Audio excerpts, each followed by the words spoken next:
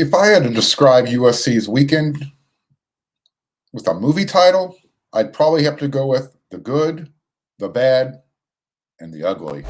You are Locked On Trojans, your daily podcast on the USC Trojans, part of the Locked On Podcast Network, your team every day.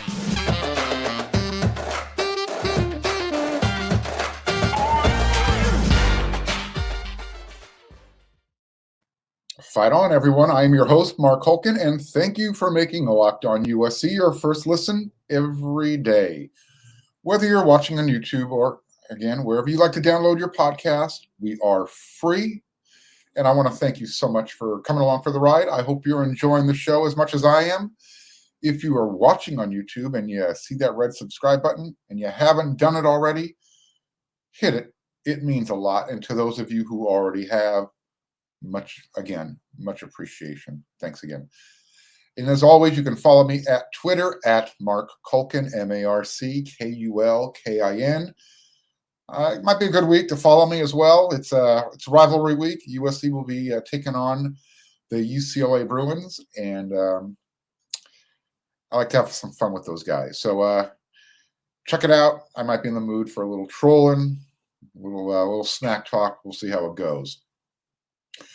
So I mentioned at the top of the show, it was good that USC handled their business. They took care of Colorado 55-17 on Friday night at the Coliseum. The win puts the Trojans at 9-1, and they are in complete control of their own destiny as far as the Pac-12 championship.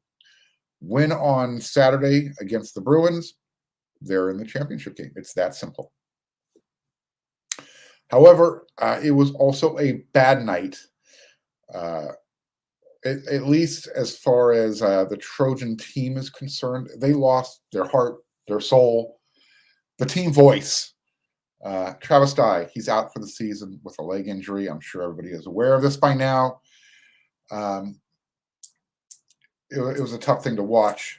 And we'll get more into Travis Dye and his effect on the team here shortly. Obviously, that is the big takeaway from the game, but we want to cover the whole team in as limited amount of time as we have for this show, 30 minutes or less. That's what Locked On USC gives you every day. So we covered the good. USC won 55-17. The bad, Travis Dye lost for the year, regular season, with a lower leg injury. And while the beauty is always in the eye of the beholder, UCLA made next Saturday's crosstown showdown an ugly affair because the Bruins decided they wanted to lose at home to Arizona the week before. So what could have been a really high-stakes atmosphere for both LA schools on Saturday turns into UCLA is going to have to play the spoiler, get some help. And this is why USC mocks UCLA with Tusk, the old Fleetwood Mac song, because, look, it's real savage-like. And because UCLA sucks. Like I said, it's rivalry week. I'm going to be all over the Bruins. And we'll get more into the crosstown showdown talk as the week goes along. But first, let's get into what USC did to Colorado on both sides of the ball. I'm going to try and combine everything into this first episode: offense, defense, special teams, review, grades, so we can focus on UCLA the rest of the week. Not to show Colorado any disrespect, but look, USC took care of business, and I just don't want to spend a whole lot of time on Colorado because there wasn't a lot to take away from the game outside of the fact that USC lost a key player in Travis Dye. So we're going to start with the offense. Obviously, keep repeating myself, but the big story: Travis Dye. He's gone for the year. To quote Riley, "It sucks." And we can go back even further to spring camp when I asked Travis Dye why he's considered a trash talker, especially on his own team. And he uses it to motivate his his own teammates. Because sometimes he says you got to tell them when they suck. He'll be doing a lot of that for the rest of the year because he won't be able to play. So his contributions on the field, they will definitely be missed. But he's going to be able to have a much bigger impact on the sidelines. And again, I'm going to talk about Travis Dye more by himself a little bit later in the show. Offensively, for the second game in a row, they got off to a really slow start. And they had Jordan Addison back. Maybe he was back too soon. The first play of the game, it was a quick pass, quick little out pattern. I think it picked up 2 or 3 yards. And then he got targeted again later in the second quarter. And that was it. He was done for the game. That second pass, by the way, fell incomplete. So whether or not he came back too soon or not, I don't know. Maybe he worked off a little bit of the rest. He didn't play. I mean, I just went over his when he was in there. No punt returns either. Maybe he'll be more ready to play on Saturday. We'll find out. I also think it's official. It's Mason Murphy, his time has arrived. 2 weeks ago, he started a right tackle against Cal, and then he started against this week. He started at left tackle. It is what it is. So let's just roll with it. Maybe this is a sign of what's to come in 2023. Mason Murphy will be left tackle. Maybe they're going to move Cortland Ford over to right tackle, move Jonah inside to right guard. And if the rumors are true that Justin Dietrich is coming back, he might be your starting center. He might be your left guard. We don't know. But overall, the offensive line did not have a great game. Caleb got sacked 3 times. Caleb also threw his second interception of the season. It finally happened in the first quarter. Excuse me. It happened on his second deep throw. His first one, he went deep to Terrell Bynum. He overshot him by a lot. Not quite sure why we're running Terrell Bynum deep. He's not the fastest guy on the team. Nevertheless, the next time Caleb went deep, he might have taken something off the ball because it kind of allowed the Buffalo defender, Nico Reed, to wrestle the ball away from Brendan Rice for the interception. Brendan could have made a little bit better of an effort to play on the ball. Nevertheless, Brendan came back and had a nice play later for a touchdown. By the end of the game, Caleb's numbers looked average. He was 14 for 26, 268 yards. Although, he did improve his touchdown to interception ratio to 31-2. He had 3 more through the air, and he also added a couple on the ground. So he had a total of 5 touchdowns. So again, pedestrian. When you look at his completions, 2 attempts, 14 for 26, 268 yards. But again, 31 touchdowns through the air, 2 interceptions. That's a crazy stat through 10 games. I don't look. Period. End of story. We're going to drop it right there. And what we can also start to say is that Caleb's starting to put his name into the Heisman conversation. And I'm definitely sure it's going to ramp up this week with UCLA on the horizon and Notre Dame the week after that. But it took Caleb and the offense some time to get started before they were finally able to turn the ball over to Miller Moss in the fourth quarter. It took USC didn't get on the board until 7 minutes and 18 seconds to go in the first quarter, and that's because the defense forced a safety. So at the end of the first, they were trailing 3-2, the Trojans. The offense wasn't able to score a point. So when you combine the fourth quarter against Cal, the first quarter against Colorado, the 2 worst offenses in the conference, USC was outscored 24-9. And that they're going to have to change that coming up against UCLA. Everyone's anticipating the first team to 55 is going to win that game. You cannot start out slow against UCLA because they're going to be mad and ticked off, and you don't want them trying to rule any type of emotion into a momentum, especially with Travis Dye out for the year. You don't need any more pressure on Caleb's arm or, his decision making. Let's be honest. At least that's how I see it. Nor do we need to put any extra pressure on Austin Jones, Darwin Barlow, Rayleigh Brown. We're down one guy in that running back room. So if Austin Jones took over, it looked great. Rayleigh Brown had a great touchdown reception off the arm of Miller Moss. Barlow got in there in the second half. He ran for a touchdown. Austin Jones was the leading rusher, 74 yards on 11 carries. He added 39 yards on 4 pass receptions. He's going to be the main guy going forward.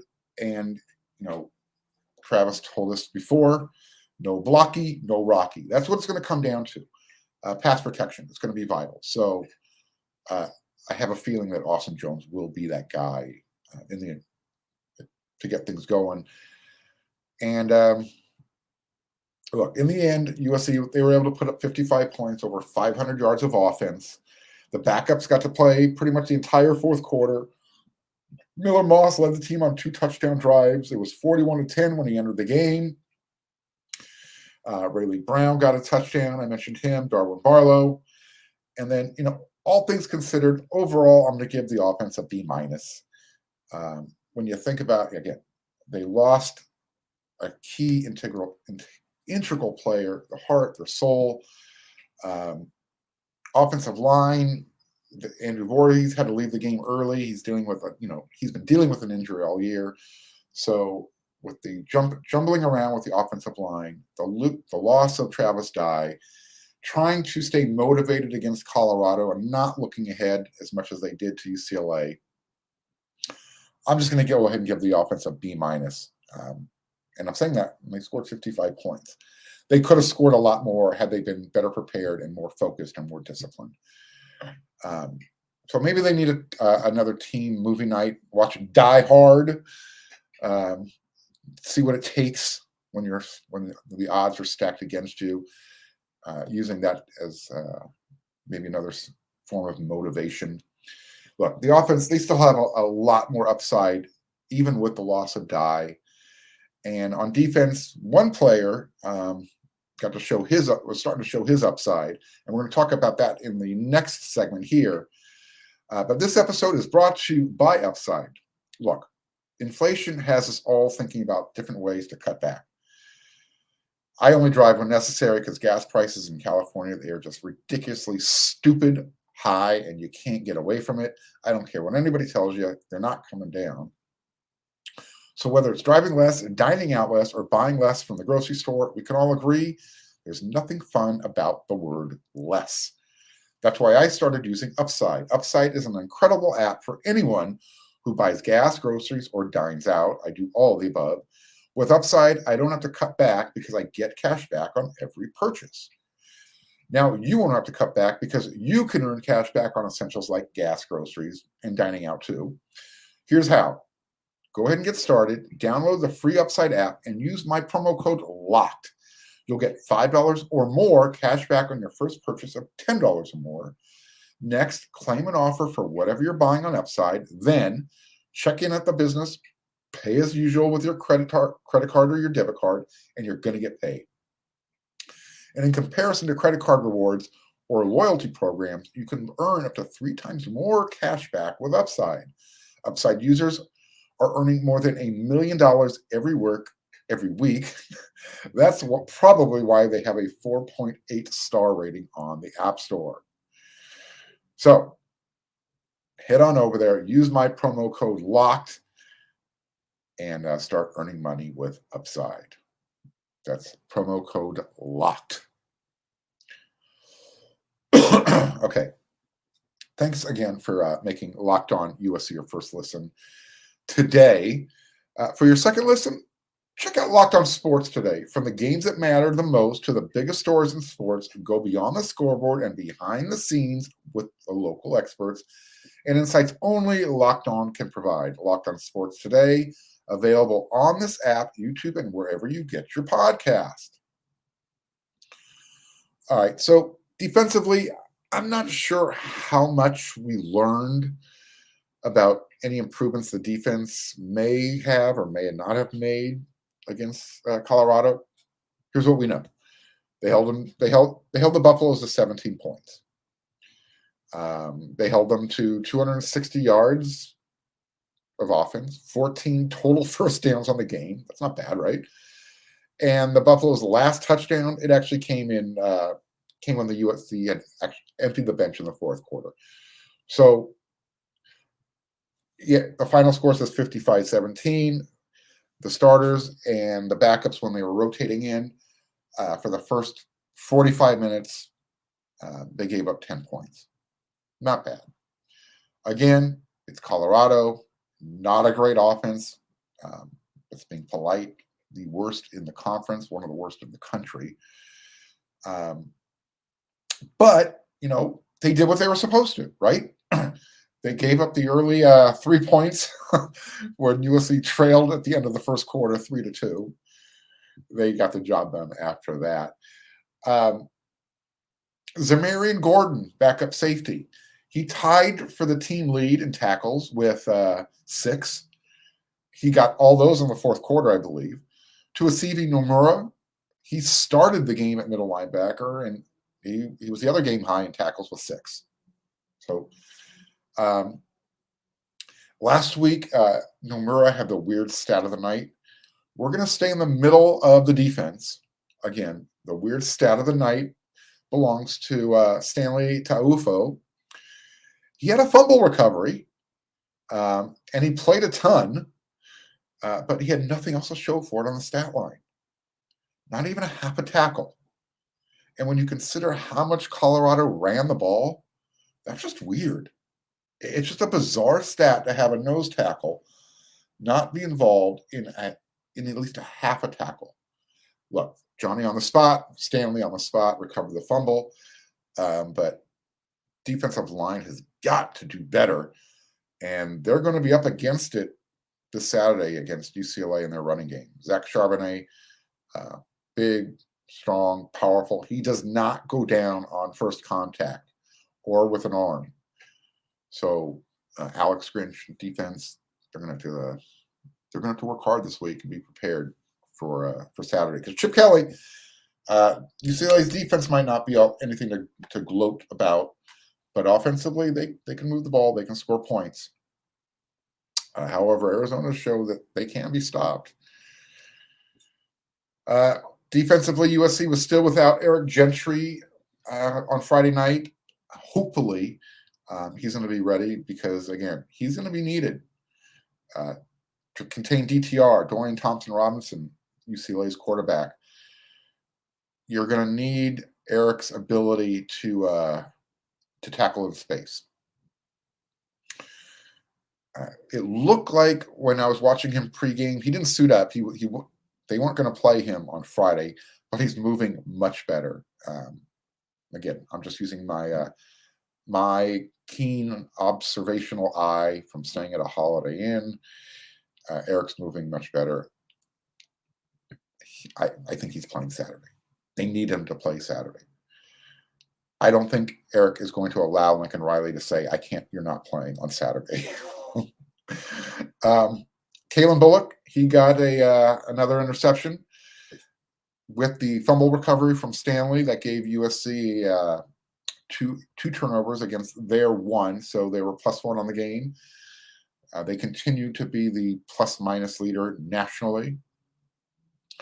Other than Kalen's interception, I really don't think the secondary was really tested too much. Colorado only threw the ball 21 times. They completed 11 of them for 124 yards. You give some props to Sia Wright. He led the secondary with 4 tackles. So whether that was they were going after his side of the ball or not, he was there to make the tackle. I'm not going to do a deep dive into yards after the catch or all that. Sia, he was very good with his tackling, and that's all that matters. I know he has his defenders out there. I'm not looking to pick on any player in particular, but there's so much more involved that I'm watching from the press box that doesn't show up on the TV. And if you're in the stands and you're not watching everything, and even I don't know what's going on with the zone coverage, if he's handing off, if a player's missing assignment, all that kind of good stuff. So just to put that out there. I mentioned players showing some upside. Corey Foreman. He looked great in the first 30 minutes of the game. 3 tackles, 2 of those for a solo, 1 a big TFL. But those were his final game numbers as well. 3 tackles, 2 solo, 1 TFL. Kind of disappeared in the second half. Going to need more from Corey, especially this weekend. Going to need his ability to keep Dorian Thompson-Robinson in the pocket. And if he gets outside the pocket, you got to drag him down. You cannot let him and his fancy footwork get outside and start making plays. Tuipulotu, once again, big game, forced the fumble that Stanley recovered, added a couple more sacks to his number. I believe he now has 11 and a half to lead the country. Defensively, I do want to point out that they got a big third down stop in the red zone, and they only had 10 guys on the field. I'm pointing this out because later in the game, when Latrell McCutcheon was out there on punt return, USC needed to call a timeout because he counted 10 guys on the field for USC.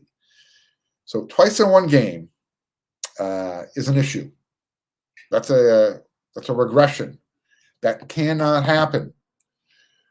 So you can't say whose fault it was. The team needs to get this rectified before Saturday comes along, period.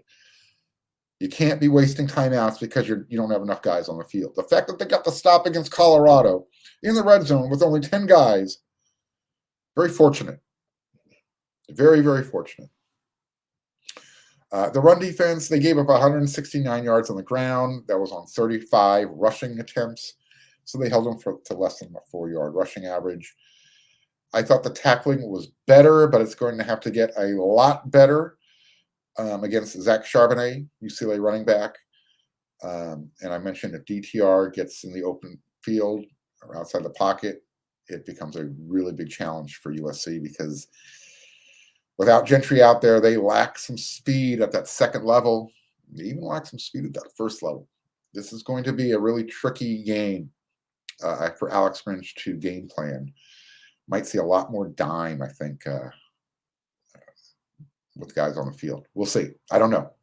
I'm not the defensive coordinator. Look, I think Arizona showed you how to get it done, right? Can USC get the push up the middle like Arizona did with their defense? I think I saw a DTR. He got sacked at least 3 times, maybe 4.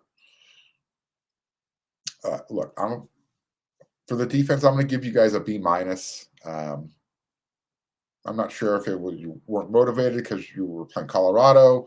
You were looking ahead to this Saturday coming up with Colorado. Defense is going to have to continue to get better. I think this is who they are. You're not going to see any quick fixes this time of year. This is who USC's defense is. Is it going to be turned into a shootout on Saturday, or like everybody anticipates, or is it going to be one of those really sloppy turnover-filled games? Who knows? It's a rivalry game.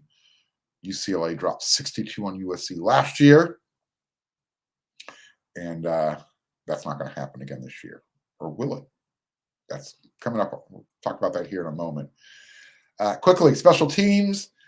Look, Will Rose with the backflip after the 2-point conversion.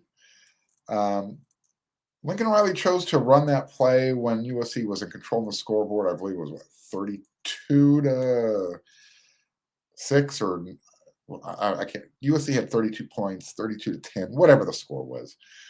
I would have run that play when it was 8-3, but I'm not the head coach. So A+ for Will Rose. He didn't quite nail the landing. He did have to brace himself with his hands, but I thought it was pretty cool, that backflip out of the blue. Dennis Lynch, he's got the best pregame wardrobe. Definitely looked like somebody from K-Rock, maybe if you're a fan of Rodney on the Rock, Dennis Lynch would have fit in perfect back in the 80s with what he was wearing out there. The picture's out there. Google it. Pretty cool. The rest of the group, C-. Number one, you had that 10 men on the field gap on the punt return. You almost gave up a big kickoff return, although Ray Leak almost got one himself. So just get this thing cleaned up, especially if Kazimir Allen, UCLA's speedy return man, is available next week. He's fast, and that could be a problem. USC, they got to keep cleaning up special teams and on defense. So, excuse me. Excuse me. Darn it. C-, mostly because of that 10 men on the field.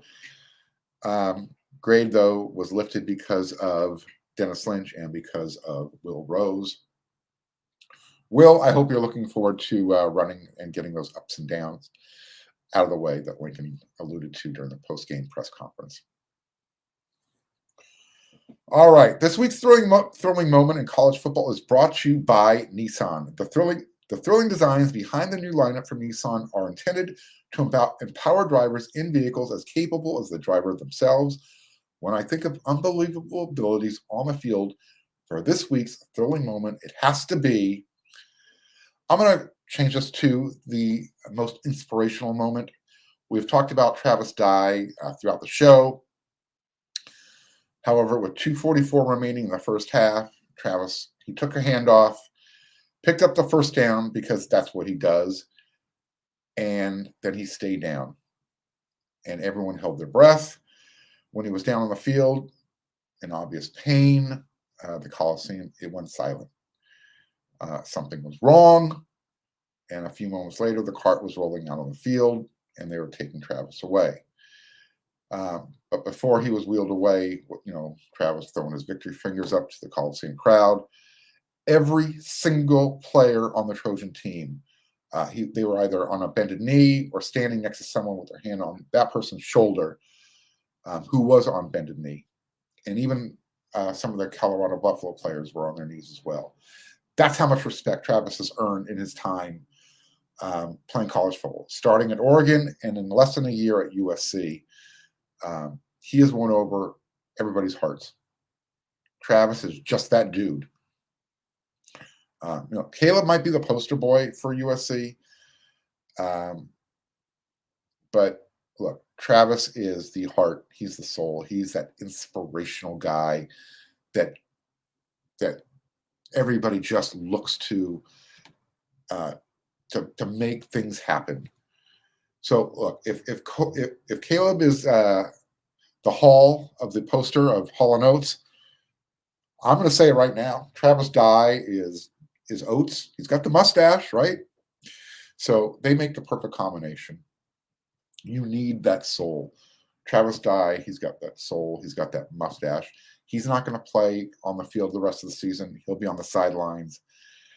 And so it's, for me, that was the inspirational moment of the game, watching how everybody, USC, Colorado, the fans, showed their appreciation for Travis.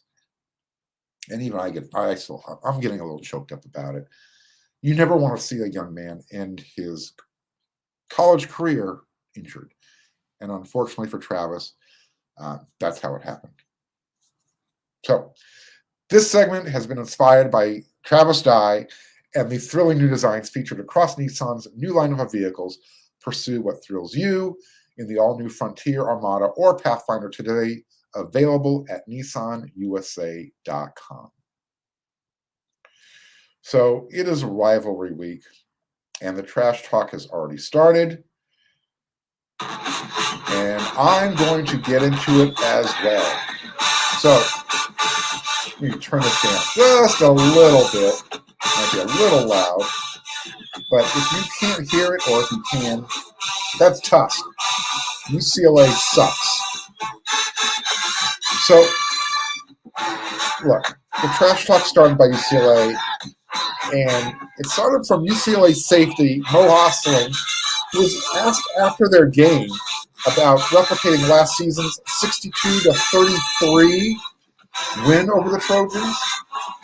Quote from Mo, "We know we're going to replicate it next week. So we're going to have a little bit of a fire underneath our butts. Go out there and just put it on display," end quote. Well, Mo, your team just got their butts beat by Arizona. You were the number 12 team ranked. You were the number 12 ranked team in the country, and you lost at home. Guess what? That sucks. It sucks for UCLA.